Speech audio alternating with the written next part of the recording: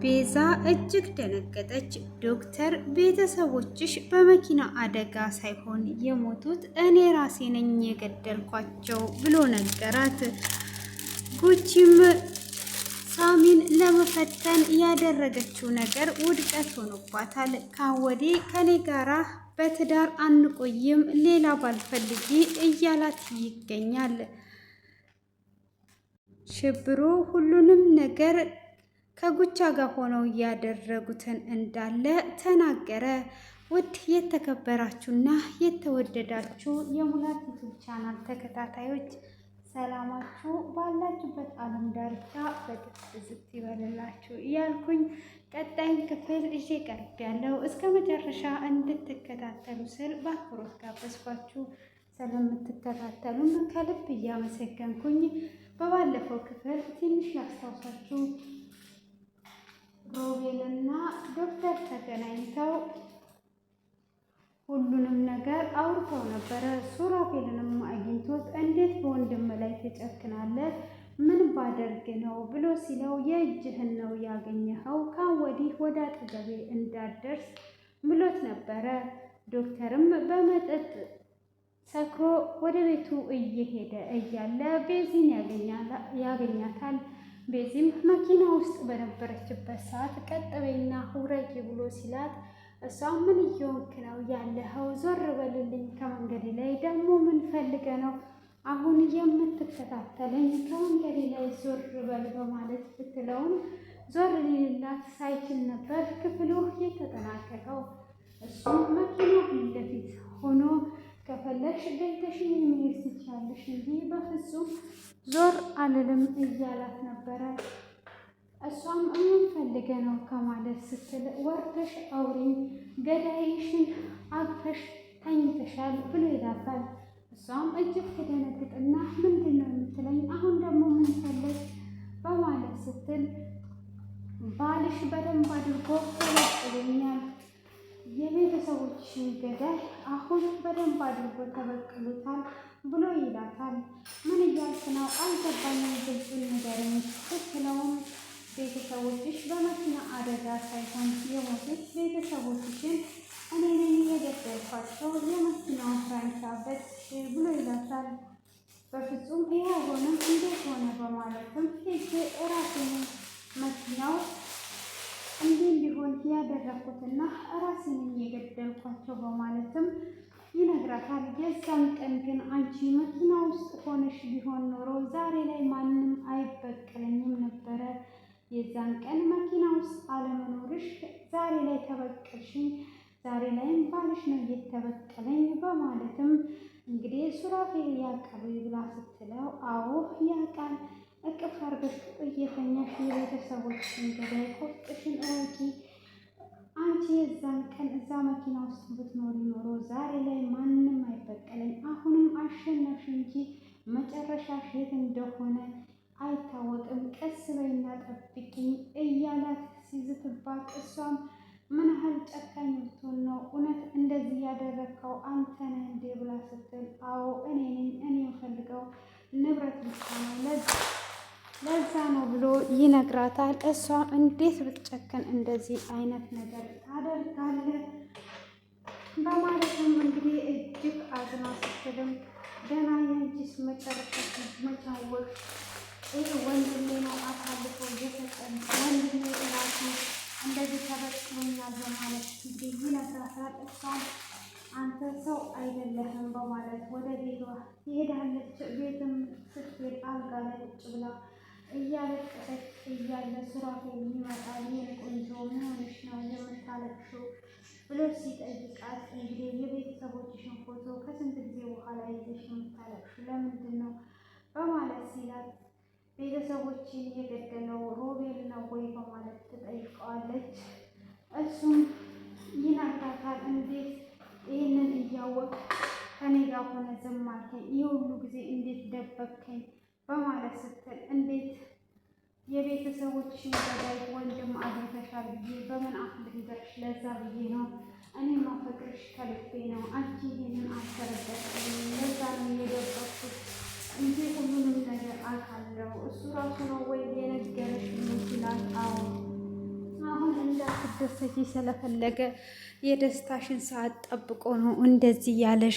አንቺ እሱን አትስሚ። ምንስ ማድረግ ትቺ ነበረ? እኔ ብነግርሽ ምን የምትለውጭው ነገር ይኖራል? ለዛ ብዬ ነው ያልነገርኩሽ። እኔ ስለማፈቅርሽ ነው። ይኸው አሁን ደግሞ የቤተሰቦችን ገዳይ ተበቅለሸዋል በማለትም ይላታል። እና ይቅርታ አድርጊልኝ ያልነገርኩሽ እንድትጎጂ ስላልፈለግኩኝ ነው በማለትም ሲላት፣ እሷ በስተመጀመሪያ እንዴት ሳትነግረኝ በፍጹም ይሄ መሆን አልነበረበትም ብላ ስትል፣ አሁን ሁሉንም ነገር እንደ አዲስ ከዚህም በኋላ እንኖራለን፣ ሰርጋችንንም እናደርጋለን። ያኔ በብዙ ችግር ውስጥ ነው ያንን ሰርግ ያደረግነው።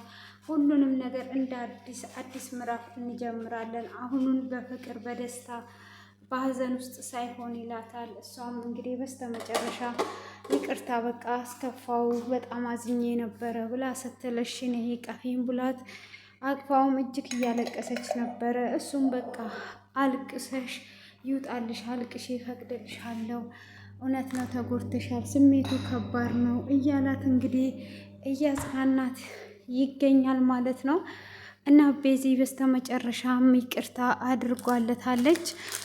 ሽብሩም እንግዲህ ሳሮን ጋር መጥቶ ይቅርታ አድርጊልኝ፣ ሁሉም ነገር ውሸት ነበረ ብሎ ይነግራታል። ምኑ ነው ውሸት ብላ ስትለው፣ ይሄ ሁሉ የቤዚ እቅር ነው፣ የጉቻ እቅር ነው። ጉቻ ሱራፌል ይወደኛል ወይስ አይወደኝም? ሽማግሌ ላክ እያልኩት ሊልክ አልቻለም። ስለዚህ አንተ እንድታገባኝ ካወቀ ቶሎ ሽማግሌና ጥሎሽ ልኮ ያገባኛል። እንደዚህ ማድረግ አለብን ብላኝ ነው በማለት ይነግራታል። እንግዲህ ጉቻም ሱራፌልን ለመፈተን ብችሩን ትጠቀምበታለች ማለት ነው። እሱም ደግሞ የዛን ቀን አንተም በሰበቡ ሳሮን እንደምትወድና እንደማትወድ ታያለህ።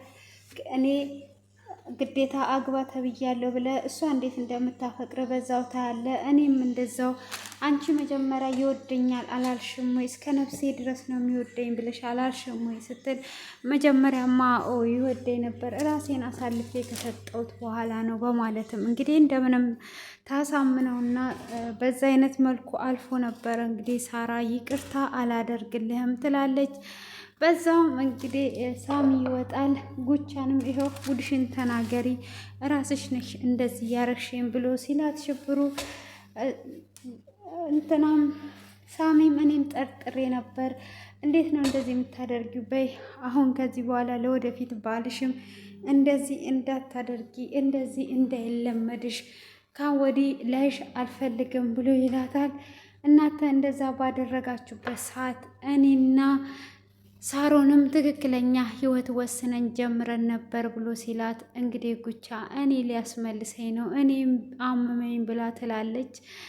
እንግዲህ እኔ ስቀልድሽ ነው አየሽ አይደል እንዴት እንደሚያምካን ወዲህ ግን እንዲህ አይነት ቢለመድብሽ በፍጹም ይቅርታ አላደርግልሽም ብሎ እንግዲህ ሱራፌልም ይቅርታ አደረገላት። በስተመጨረሻ ሳሮን እንግዲህ ለሽብሩ ይቅርታ ልታደርግለት አልቻለችም።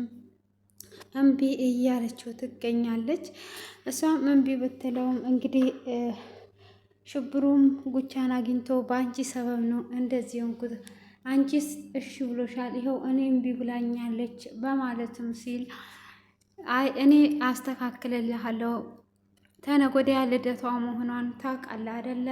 በዛ በልደቷ ላይ ሰፕራይዝ ታደርጋታለህ። ቀለበት የሚባለውን ነገር የምን ቀለበት ነው? የመንገድ ቀለበት ነው ወይ እያላት፣ አረ ቀለበት የሚባል ጣት ላይ የሚገባውን ታረግና ሰፕራይዝ ታደርጋታለህ። በቃ እኔ አስታርቃቸዋለሁ በማለትም ቃል ትገባለታለች።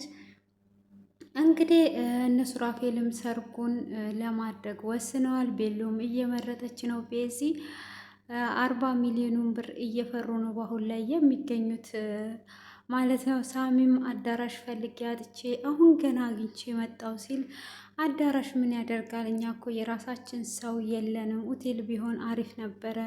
እናንተ ግን የራሳችሁ ሰው ካለ መጥራት ትችላላችሁ ብሎ ይላል።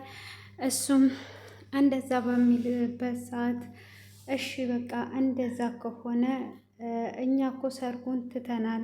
ሁላችንም አይደለም ሰርጉን የምናደርገው፣ ሰርጉን ማድረግ ያለባችሁ እናንተ ናችሁ እንጂ እኛ አይደለንም በማለትም እንግዲህ ይመልሳል ማለት ነው። ሰርጉን እናንተ ታደርጋላችሁ፣ እኛ ሙዜነን፣ እኛ ተመካክረን ሰርጉን ትተነዋል በማለት እንግዲህ ይመልሳል ማለት ነው። ለዚህ እንደዚህ አይነት ነገር ተካሂዷል ማለት ነው። እንግዲህ እነሱም እንዴት ይሆናል ሲል ፏ ብለን ቆንጆ ደስ የሚል ሰርግ ካሳለፍን በኋላ እንግዲህ ጉቻም እዚህ ሳይሆን አያቷ ጋር ነው የምንሞሸረው፣ ስለዚህ እዚህ ጋር ምንም አይነት እንትን የለውም በማለትም ያሳምናታል። እሺ እናንተ ካላችሁ እኛም በተራችን እንድራችኋለን በማለትም ይስማማሉ ማለት ነው። በዛ አይነት መልኩ ከተስማሙም በኋላ እንግዲህ ሮቤልንም ይሄ 40 ሚሊዮን ብር እንዴት ነው የሚሆነው? አሁን ላይ እነዛሱ እንግዲህ በዚህ አይነት ሁኔታ ላይ ሆነው የሚተውን ይመስልሃል ወይ? በፍጹም አይተውንም። እንግዲህ ስለማይተውን አሁን ላይ ምን ማድረግ አለብን እያሉ እየተመካከሩ አሁን እኛ 40 ሚሊዮኑን መጠቀም የለብንም እያለ ነው ሳሚ። ሱራፌል ደግሞ ምንም ማመጡ እኛ ጋር እኮ ምንም አይነት መረጃ የለም ሲል የበሰበሰ ዝናብ አይፈራም። እነሱ አሁን ካሉበት ሁኔታ እየተነሳ እስር ቤት መግባት የሚፈሩ ይመስልካል ወይ? በፍጹም እስር ቤት መግባትን አይፈሩትም። ስለዚህ አሁን ቢናገሩ ይሄ ሁሉም ነገር ይበላሻል፣ እንረጋጋ እየተባባሉ እንግዲህ እየተመካከሩ ይገኛሉ ማለት ነው። እና ሰርጉንም ለማድረግ ወስነዋል።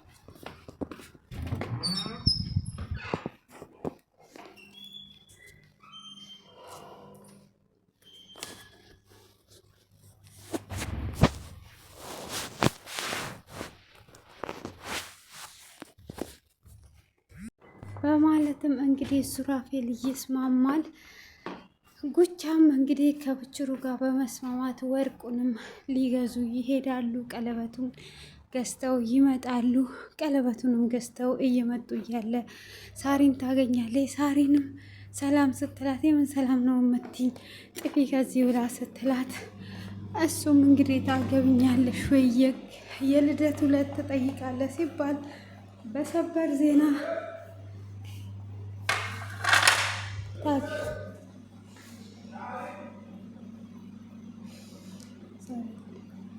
ታገብኛለሽ ወይ ጥያቄ አቅርቦላታል ማለት ነው። እንግዲህ እንዳቀረበላት ክፍሉ በዚህ ተጠናቋል። ውድ ቤተሰቦቼ ይቅርታ ለዛሬ በጣም ይቅርታ። እንግዲህ እኔ ስላልተመቸኝ የሚመችበት ቦታ ስላልሆንኩኝ ነው።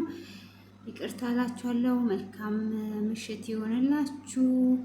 አመሰግናለሁ። እስከ መጨረሻ ተከታተሉት። መልካም ቆይታ